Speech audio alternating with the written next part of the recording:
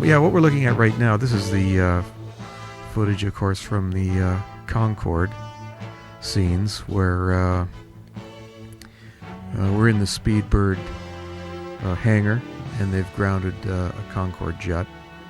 And we're working in the interior of that jet, which is, as you can imagine, a pretty small cabin by compared to, well, let's say a jumbo jet most people are familiar with.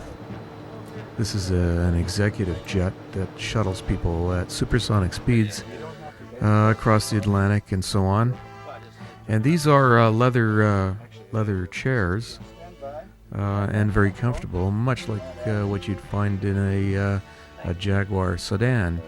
But we had to remove 2 rows of seats so that we could seat Patrick in his position and have all our gear and whatnot, lights and cameras, so on. What we're looking at right now, we're looking at the scene, which is the opening scene, and Russ Lindsay. Russell is our director, and he did a tremendous job working with Patrick. And these people, be they extras or indeed the stewardess, for example, were supplied to us by British Airways. Okay, so camera's rolling, and just have a look out the window. Everyone standing by, and action. Thank you.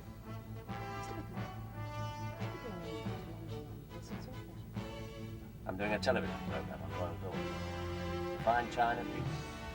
Really? Did you know that lunch has been served? That's more suspicious. Okay, we'll do that one more time. Goodbye. Thank you.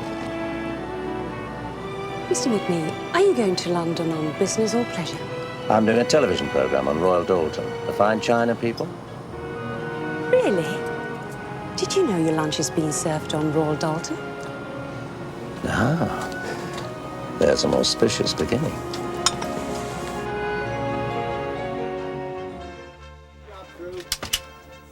So what was in your mind when you were filming Patrick McGee on the Concorde? I tell you, it was a pretty moving experience for a plane that didn't move.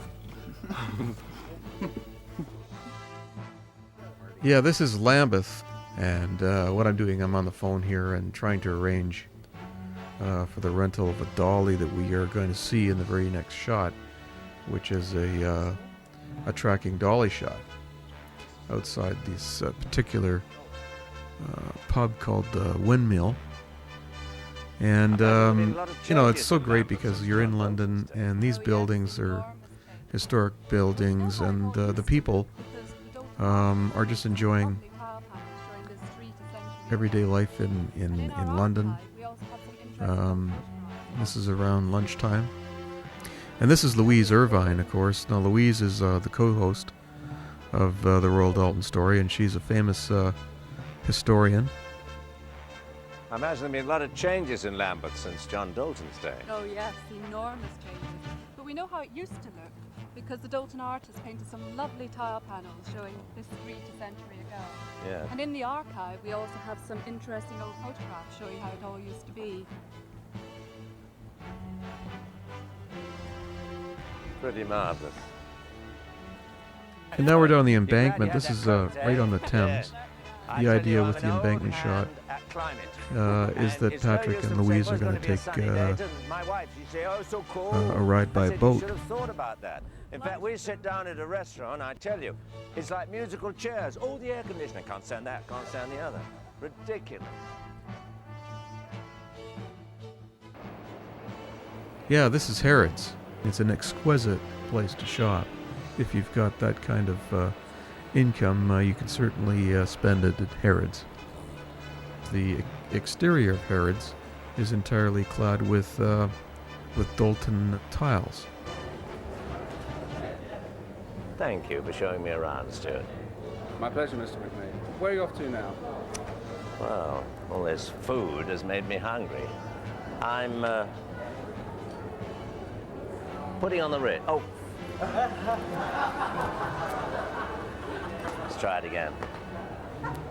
We all make mistakes.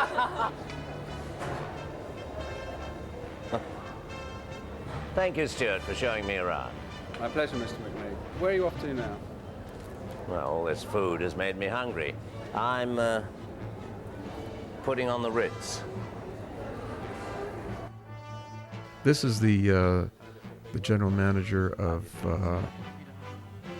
the Ritz. Patrick, There's no rush. in this scene, is coming to the Ritz Hotel to have his luncheon, and then he's going to make the statement that he would like to visit the potteries up at Stoke-on-Trent. This is all gilded with 14-karat gold, and that's, you know, real gold. And the interior of the Ritz is absolutely stunning. Say when. Now, don't tell me. Royal Doulton. Yes, sir. Finest mold china in the world. Really? And we've been using it for years. It's made up in Stoke. Stoke-on-Trent? That's right, sir. No, I haven't been in the potteries for years. I think it was, it was the Midsummer Night's Dream for the old Vic. 1954. Oh, well, I think the factory's been there a bit longer than that, sir. Oh. Well, I'll tell you something. I'm going to go to Stoke tomorrow and see the factory. But I'll have dinner first, if you don't mind. Right, this is the Victoria and Albert Museum. Royal Doulton Story. The guest presenter is Patrick McNee. Would you know him? Remember him? I do. From the Avengers. That's right. I must admit, not from the original transmission, but I have seen it in the repeats. Well, he's going to be. You're going to be seeing him aired in the near future. A lot of the networks are picking up the story, and a whole new generation is being exposed to the classic scenes of the Avengers and so on. I think the classic ones are best. Now this is the other side of the embankment, where you see Russ directing Patrick and Louise. And we had beautiful weather there. It was just splendid. It was in the summertime, and you're taking your chances when you go to England, because it could be warm or it could be cool, especially near the ocean.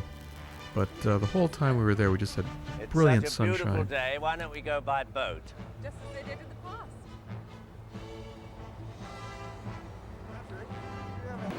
We did a lot of work in a variety of different situations: boat, car, plane, train,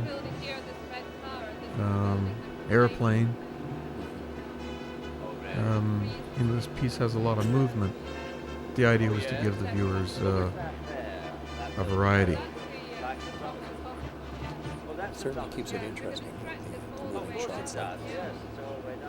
And Patrick was in the Navy. You know, he was a decorated naval officer. Has had quite a colorful life, as you can imagine. And he makes some wonderful humor about those times of his life when he has the opportunity. We're coming about. See, I like a man who knows his naval terms. None of that we're turning around, we're going upstairs and downstairs. Up, top, down. We're coming about. Give us a wave! Now this is downtown in Piccadilly. Hello, Mom.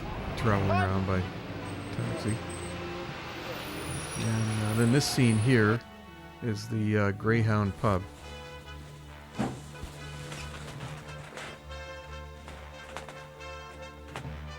You can find Royal Doulton character and Toby jokes like this in pubs all around the country. Well, it certainly creates a jovial atmosphere. Well, yes, they've been a long time associated with pubs, really, since the 18th century. And it was Charles Noak earlier this century who decided to revive the tradition. Well, here's to Charles Noak. Oh, absolutely. God bless him. Cheers to Charles. Cheers to Charles, I like. Okay, one more time, please. This is the factory in at Nile Street, in Burslem. And the Nile Street pottery is probably the best known because of its the museum is there, and a lot of people who travel to England and go up to the potteries in the Midlands would come here to this particular factory in this location if they wanted to view the museum and some of the unusual pieces that it contains.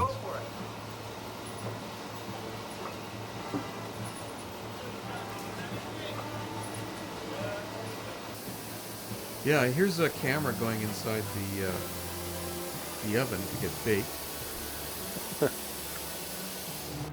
Patrick was always very generous and good-natured about his time and his fans. And here's a fan who's getting a signature, an autograph, and thanking Patrick. Patrick said he wondered who that man was with that ridiculous hat. Nice to see you. God bless you, Pete. Yes. All the best. Thank you. Excuse me. Mike, can you stop again? Can you go one more time? Can you do it one more time for me? Yeah? Oh, go on. Go backwards and forwards. Oh, go on. Come on, Mike.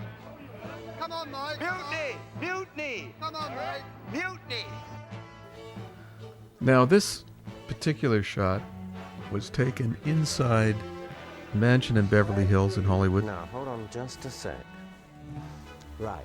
Well, the Royal Doulton Story appears to have gained the status of a historical record because since this documentary was filmed, many of the pieces in the various collections illustrated have since been sold to other collectors around the world. Wow, that's really quite interesting. But again, it illustrates the fact that, you know, these prestigious companies like Royal Doulton, you know, it's a very fluid and dynamic industry, and that this art is only going to go up in value. And it was a pleasure to work with Louise Irvine and also with Patrick McNee and others of the Royal Doulton staff and management in bringing the story to collectors of Royal Doulton and fans of Patrick McNee worldwide. Well, thank you, Dave. It's been a pleasure working with you and a pleasure to be able to contribute some small part to this very exciting production. Thanks very much.